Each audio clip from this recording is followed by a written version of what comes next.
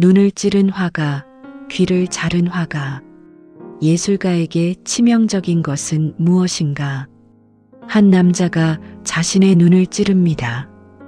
또 다른 남자가 자신의 귀를 자릅니다. 한 사람은 18세기 조선의 어두운 방 안에 있었습니다. 또 한 사람은 19세기 프랑스 남부의 별빛 아래 있었습니다. 이 둘은 서로를 몰랐습니다. 같은 바람을 맞은 적도 없고 같은 달을 올려다본 적도 없습니다. 그런데 이상한 일입니다. 마치 보이지 않는 실로 연결되어 있기라도 한 듯 이 두 화가는 자기 몸에서 가장 예민한 곳을 스스로 부쉈습니다. 왜? 세상의 모든 빛을 받아들이던 눈을, 세상의 모든 소리를 받아들이던 귀를. 오늘 우리는 이 두 사람의 안으로 들어갑니다. 그 어두운 방 안으로, 그 별빛 아래로. 그들의 상처에 조심스럽게 손을 얹으며 하나의 물음을 안고 갑니다. 예술가에게 치명적인 것은 대체 무엇인가? 조선 영조 시기, 한양 어딘가 권세가의 대감집. 어두운 방 안에 한 화가가 무릎을 꿇고 앉아 있었습니다. 이 자리는 초대가 아니었습니다. 소환이었습니다. 그림을 그려 바치라는 명, 대가는 없었습니다. 기한이 지나도록 그림이 오지 않자 대감의 목소리가 방안을 때렸습니다. 이놈, 그림을 그리라면 얼른 그려올 것이지. 화가는 고개를 숙인 채 아무 말도 하지 않았습니다. 숨소리만이 그의 존재를 증명했습니다. 그때 대감의 입에서 한마디가 더 떨어졌습니다. 천한 환쟁이 따위가 그럼 그렇지. 환쟁이? 그림 그리는 사람을 짐승 다루듯 부르는 그 한마디. 방 안의 공기가 얼어붙었습니다. 화가는 천천히 고개를 들었습니다. 그의 눈동자가 이상하게 빛났습니다. 분노인지 수치인지 슬픔인지 혹은 그 모든 것이 하나로 뒤엉킨 어떤 것. 그것이 눈 안에서 소용돌이치고 있었습니다. 그리고 한순간 그 화가의 손이 옆에 날카로운 것을 집었습니다. 누가 말릴 틈도 없이, 숨 한 번 쉴 틈도 없이 자신의 한쪽 눈을 찔렀습니다. 피가 솟았습니다. 비명도 없었습니다. 대감이 뒤로 나자빠지며 방 밖으로 기어나갔습니다. 하인들이 얼어붙었습니다. 피 흘리는 얼굴을 든 채 화가가 말했습니다. 낮고 또렷하게, 세상이 나를 저버리니 내 눈이 나를 저버리게 하겠다. 이 사람이 최북입니다. 화가에게 눈이란 무엇입니까? 세상의 빛을 받아들이는 창이자 아름다움을 포착하여 손끝으로 보내는 유일한 통로입니다. 최북에게 눈은 이 세상에서 자신이 쓸모있는 존재로 인정받는 유일한 이유였습니다. 그런데 바로 그 눈 때문에 사람들은 그를 불러놓고 부려먹었습니다. 바로 그 재능 때문에 사람들은 그에게서 그림을 뜯어가고 남은 것은 모욕뿐이었습니다. 재능이 굴레가 된 것입니다. 빛을 보는 능력이 빛 대신 어둠만을 안겨주는 저주가 된 것입니다. 최북은 그 역설 앞에서 찢어졌습니다. 그리고 역설을 끝내는 방법으로 자기 몸을 택했습니다. 호는 호생관, 붓 하나로 먹고 사는 집, 또 다른 호는 칠칠, 자기 이름 북을 쪼개면 칠이 둘 나옵니다. 칠칠치 못한 놈이 그림이나 그린다. 이 자조를 제 이름으로 삼은 사람. 중인 출신, 벼슬길은 막혀 있고 전국을 떠도는 방랑 화가로 살 수밖에 없었던 사람. 일본 통신사의 수행 화원으로 바다를 건널 만큼 이름이 높았지만 돌아오면 여전히 거기제로 불리는 사람. 최북은 하루에 9리터가 넘는 술을 마셨습니다. 술이 그의 유일한 방파제였을 것입니다. 세상에 모욕이 밀려올 때 술은 그것을 잠시 흐리게 해주니까요. 금강산 구룡련 폭포 앞에서 만취한 채 그는 두 팔을 벌렸습니다. 폭포수가 떨어지는 소리가 온 골짜기를 울렸고 물보라가 그의 얼굴을 적셨습니다. 그리고 그는 외쳤습니다. 천하의 명인 최북은 마땅히 천하의 명산에서 죽어야 한다. 몸을 던졌습니다. 나뭇가지에 옷이 걸려 죽지 않았습니다. 사람들이 끌어올려 바위 위에 눕혀놓자 한참을 헐떡이던 그가 갑자기 벌떡 일어나 길게 휘파람을 불었습니다. 미친 걸까요? 아닙니다. 아름다움에 압도당한 것입니다. 자연의 숭고 앞에서 나라는 것의 경계가 녹아버린 것입니다.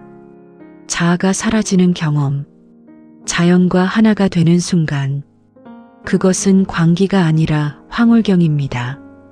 2400년 전 플라톤이 엔투시아스모스라 이름 붙인 바로 그것.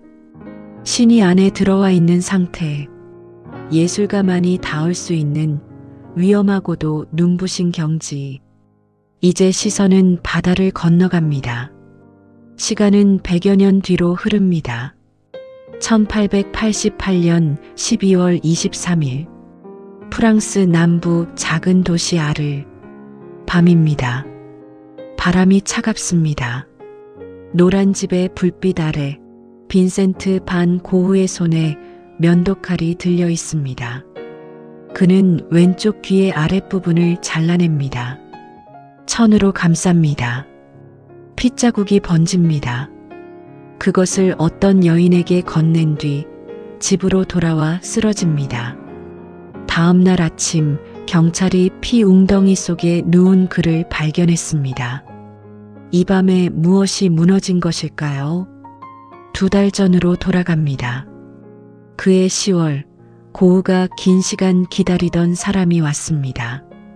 폴 고갱.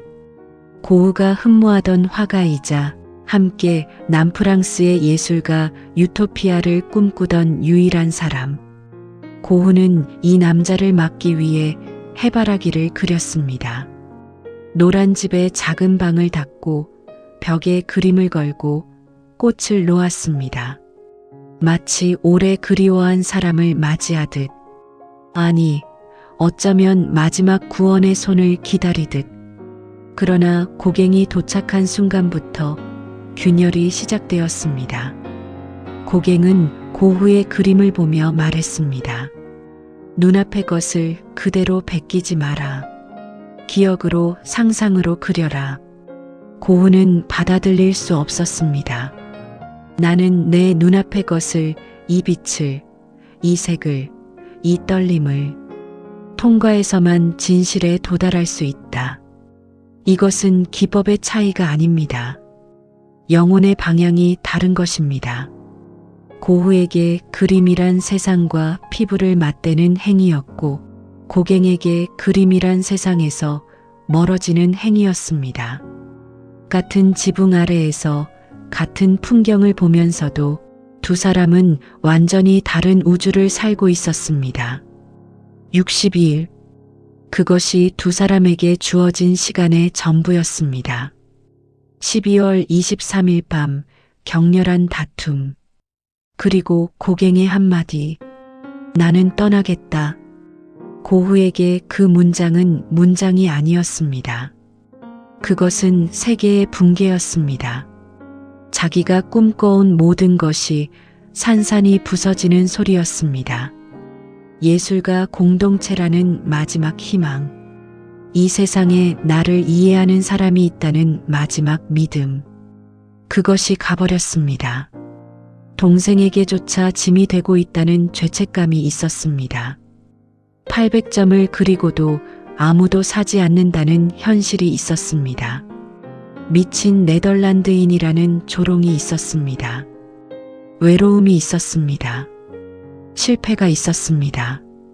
거절이 있었습니다. 그 모든 것이 그 밤 한꺼번에 무너져 내렸습니다. 더 이상 어떤 말로도 이 고통을 바깥으로 꺼낼 수 없을 때 몸이 먼저 움직인 것입니다. 귀를 자른 것은 비명이었습니다. 입으로 지를 수 없는 몸으로 지른 비명. 그런데 고은은 다음 날에도 살아 있었습니다.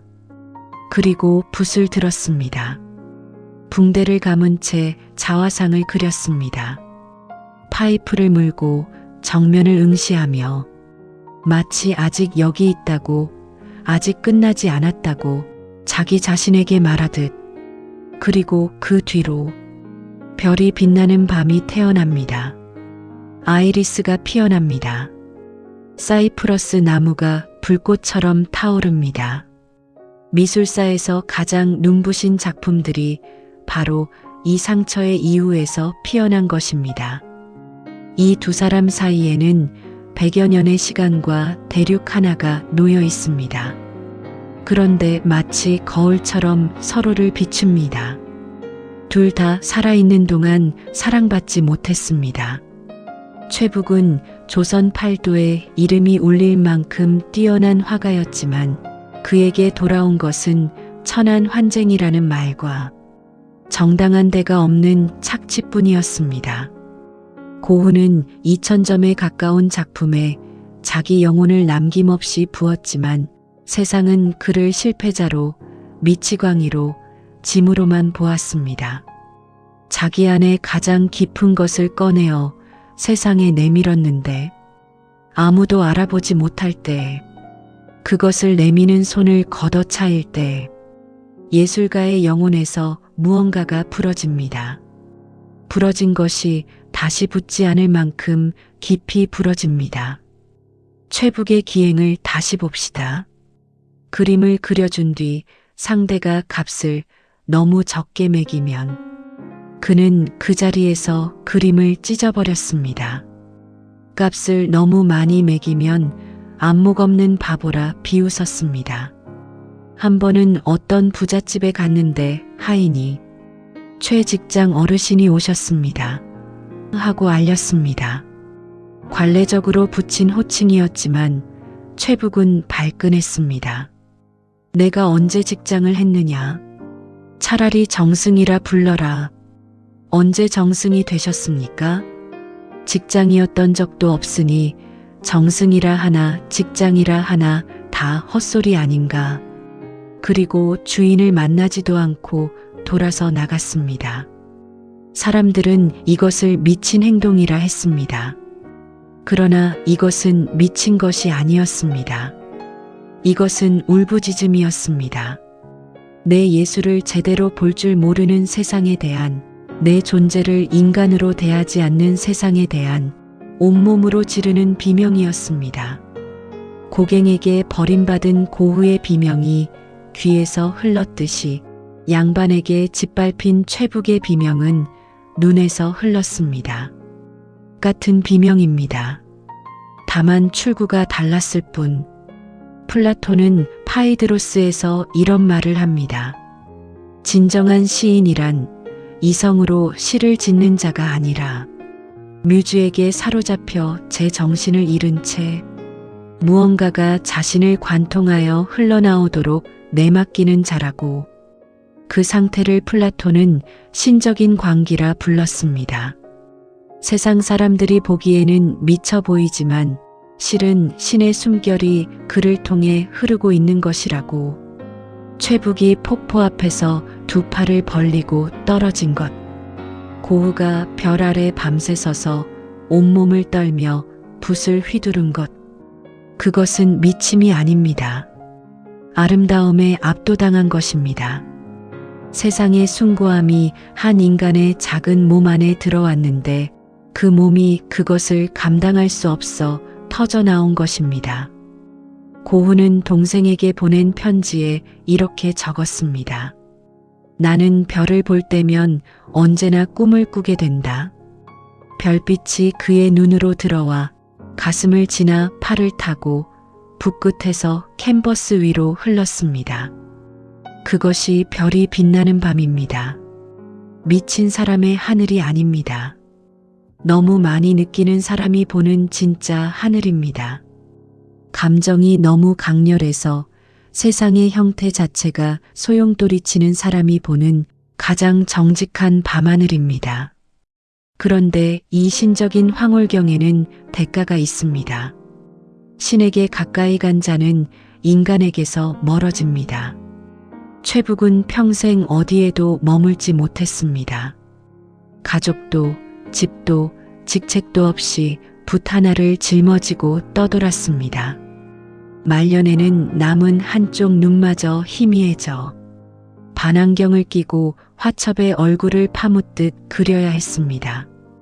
그리고 마지막은 어느 겨울밤 열흘을 굶다 그림 한 폭을 팔고 크게 취해 돌아오다 성벽 모퉁이에 쓰러진 채 눈보라에 묻혀 일어나지 못한 것입니다. 고흐도 평생 누군가의 온기를 갈망했습니다. 그러나 가는 곳마다 거절당했습니다. 목사가 되려 했으나 쫓겨났고 사랑했으나 받아들여지지 않았고 고갱은 62일 만에 떠났고 37세에 밀밭 위로 까마귀가 날던 어느 오후 모든 것이 끝났습니다.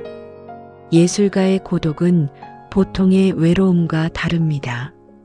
자기 안의 깊이를 함께 견딜 수 있는 영혼이 이 세상 어디에도 없다는 그 절대적인 고립. 최북은 그것을 그림 한 점에 담았습니다. 공산무인도, 텅 빈 산, 아무도 없는 골짜기, 물만 흐르고 꽃만 핍니다. 그리고 거기에 시 한 줄을 적었습니다. 빈 산에 사람은 없건만 물은 흐르고 꽃은 피네. 이것은 풍경화가 아닙니다. 이것은 자화상입니다. 텅 비어 있되 그 안에서 무언가는 계속 흐르고 피어나는 한 예술가의 영혼 그 자체입니다. 자, 여기서 하나의 물음이 떠오릅니다. 상처는 예술을 죽입니까? 아니면 예술을 낳습니까? 칼 구스타프 융은 하나의 원형을 이야기합니다. 상처 입은 치유자, 깊이 상처 입은 자만이 타인의 상처에 손을 댈 수 있다는 것. 그리스 신화의 케이론, 불멸의 몸에 영원히 아물지 않는 상처를 품은 자. 이 원형의 뿌리입니다. 그는 자기 상처 때문에 타인의 아픔이 어떤 결인지를 압니다. 그래서 치유할 수 있습니다. 자기가 아파본 깊이만큼 남의 아픔에 닿을 수 있으니까. 최북과 고흐는 이 원형을 온몸으로 산 사람들입니다. 그들의 상처는 지극히 개인적인 것이었습니다. 그런데 그 상처를 통해 태어난 그림은 수백 년 뒤에 이름도 모르는 사람들에게까지 건너와 닿습니다. 최북의 풍설야기인을 보십시오. 눈보라치는 밤, 지팡이 하나의 의지에 걸어가는 등 굽은 나그네. 바람은 거세고 앞은 보이지 않습니다. 이 그림은 최북 자신입니다. 동시에 이 밤을 살아가는 당신이기도 합니다. 우리 모두 보이지 않는 길을 지팡이 하나의 의지에 걸어본 적이 있습니다. 이 그림 앞에 서면 나만 이렇게 걷고 있는 게 아니구나 하는 것을 압니다. 누군가가 먼저 이 길을 걸었다는 것. 그 사실만으로도 한 걸음을 더 뗄 힘이 됩니다. 고흐의 별이 빛나는 밤도 같은 일을 합니다. 정신병원 창문 너머의 밤하늘. 별들은 소용돌이치고 사이프러스는 검은 불꽃처럼 타오르고 세상의 윤곽 전체가 일렁입니다. 우리 모두 한 번쯤은 감정이 너무 격렬해서 세상이 흔들려 보이는 밤을 겪어보았습니다. 이 그림 앞에 서면 그때의 내가 떠오릅니다. 설명할 수 없는데 눈물이 차오릅니다. 그것은 이 그림이 내 안에 무언가를 알아보았기 때문입니다. 수백 년 전의 상처가 지금 내 상처와 같은 주파수로 울리기 때문입니다. 최북에게 눈은 세상을 보는 도구인 동시에 세상이 나를 부려먹는 통로였습니다. 그 눈을 찌른다는 것은 나는 더 이상 당신들이 시키는 대로 세상을 보지 않겠다는 선언입니다. 나는 더 이상 당신들의 도구가 되지 않겠다는 선언입니다. 오이디푸스가 진실을 본 후 스스로 눈을 찌른 것처럼 볼 수 있으면서도 아무것도 보지 못하는 세상에 대한 최후의 항거입니다. 고흐에게 귀는 타인의 소리가 내 안으로 들어오는 문이었습니다. 그런데 그 문으로 들어온 것은 비난, 거절, 조롱, 그리고 마지막으로 나는 떠나겠다는 한마디. 귀를 자른다는 것은 이 세상의 소리를 더 이상 내 안에 들이지 않겠다는 절규입니다. 나를 거부하는 목소리가 더 이상 나를 찢지 못하게 하겠다는 절규입니다. 두 행위 모두 감각을 파괴함으로써 자기 존재의 조건 자체를 바꾸려 한 것입니다. 말로 할 수 없는 것을 살로 말한 것입니다. 최북은 한쪽 눈을 잃은 뒤에도 그림을 그만두지 않았습니다. 반안경을 끼고 한눈으로 화첩에 얼굴을 들이박듯 그린 후기작들은 놀랍게도 초기의 정교한 그림들보다 더 자유롭고 더 거칠고 더 깊었습니다. 통제를 놓아버린 손끝에서 오히려 생명이 분출한 것입니다. 사람들은 이 후기 그림들을 더 사랑했습니다. 부서진 뒤에야 비로소 진짜 자기 자신이 나온 것입니다. 고흐도 마찬가지입니다. 귀를 자른 후 생레미 정신병원에 입원한 1년 동안 그는 150점이 넘는 그림을 그렸습니다. 그 안에 미술사의 가장 눈부신 별들이 들어 있습니다. 상처가 예술을 죽인 것이 아니라 상처가 예술의 가장 깊은 층을 열어젖힌 것입니다. 예술가에게 치명적인 것은 무엇인가? 이 물음의 답을 이제 말할 수 있을 것 같습니다. 그것은 광기가 아닙니다.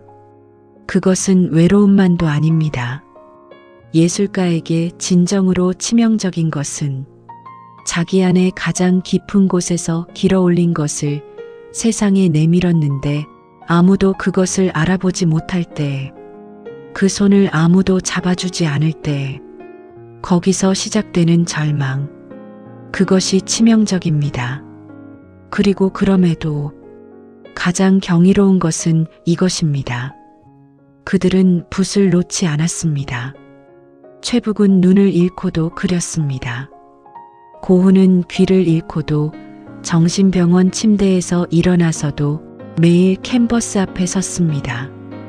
그것은 예술이 그들에게 존재의 이유 그 자체였다는 뜻입니다. 세상이 나를 버려도 내 몸이 부서져도 붓을 잡는 이 행위만큼은 나를 이 세계에 붙들어두는 마지막 닷, 마지막 숨, 마지막 증거 내가 여기에 있었다는. 고흐는 동생에게 이렇게 적었습니다. 나는 그림으로만 말할 수 있다. 최북은 후에 그것을 새겼습니다. 호생간 붓으로 살아간다. 생계가 아닙니다. 붓이 곧 생명이라는 뜻입니다. 붓을 놓는 것은 숨을 멈추는 것과 같다는 뜻입니다. 지금 이 순간에도 고흐의 별이 빛나는 밤은 뉴욕의 미술관에서 매일 수천 개의 눈동자에 비치고 있습니다. 최북의 풍설 야기인은 이 땅 어딘가의 조용한 벽 앞에서 누군가의 발걸음을 멈추게 하고 있습니다. 그들은 살아서 충분히 사랑받지 못했습니다. 그러나 그들이 남긴 선 하나, 색 하나, 붓자국 하나가 수백 년이 지난 지금도 누군가의 외로운 밤을 밝히고 있습니다. 누군가의 가슴에 조용히 손을 얹고 있습니다. 예술가란 무엇일까요? 아마도 자기 상처의 깊이만큼 타인의 상처에 닿을 수 있는 사람, 자기 어둠의 밀도만큼 이 세상의 어둠을 밝힐 수 있는 사람, 자기 파멸 위에 핀 한 송이 꽃으로 다음 세기에 누군가를 살리는 사람. 최북의 벗이었던 시인 신광하는 그가 세상을 떠난 뒤에 시를 적었습니다. 그대는 보지 못했는가 최북이 눈 속에서 죽은 것을. 체구는 작달막하고 눈은 외눈이었다네만 술석 잔 들어가면 두려울 것도 거칠 것도 없었다네. 옛 대가들의 그림을 모두 쓸어버릴 만큼 술에 취해 미친 듯 붓을 휘두르면 대낮의 방 안에 강과 호수가 나타났다네. 열흘을 굶다가 그림 한 폭 팔고는 크게 취해 한밤중 돌아오다 성곽 모퉁이에 쓰러졌다네. 오호라 최북은 몸은 비록 얼어 죽었어도 그 이름은 영원히 사라지지 않으리. 그 말대로입니다. 최북도 같습니다. 고흐도 같습니다. 그들의 몸은 이 세상에 없습니다. 그러나 그들이 남긴 한 획, 한 점, 한 자국의 붓자국은 지금도 흐르고 있습니다. 지금도 피어나고 있습니다. 지금도 누군가의 어두운 밤에 스며들고 있습니다. 빈 산에 사람은 없건만 물은 흐르고 꽃은 핍니다. 예술가의 삶은 때로 치명적입니다. 그러나 그 치명적인 삶이 남기는 것은 치명적으로 아름답습니다. 지금 이 순간 당신의 가슴 속에서 무언가가 울리고 있다면 그것은 아마도 수백 년 전 어떤 상처 입은 영혼이 시간과 바다를 건너 당신에게 내미는 손입니다. 우리는 그 손길을 예술이라 부릅니다. 흩날리는 마음을 보라였습니다. 구독과 좋아요는 영상을 만드는데 큰 힘이 됩니다. 시청해 주셔서 감사합니다.